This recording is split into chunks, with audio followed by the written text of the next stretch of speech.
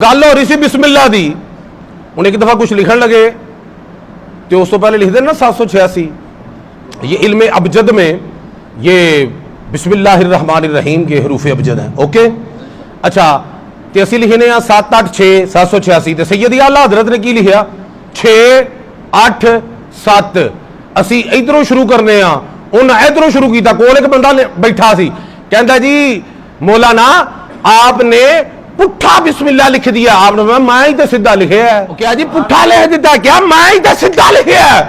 हजूर किवें भाई असी जो लिखना इधरों आला हजरत ने लिखा इधरों। फरमाया गल सुन सरकार ने फरमाया जदों भी कोई काम शुरू करो तो सज्जे पासे शुरू करो। जदों भी कोई काम शुरू करो तो सज्जे पासे शुरू करो। ते मैं लिखा बिस्मिल्लाह ते सुन्नत नूं भुल जावां।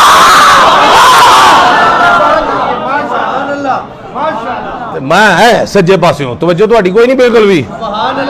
एडा इश्क सुन्नत नाल एडा प्यार। गल समझ आ रही है।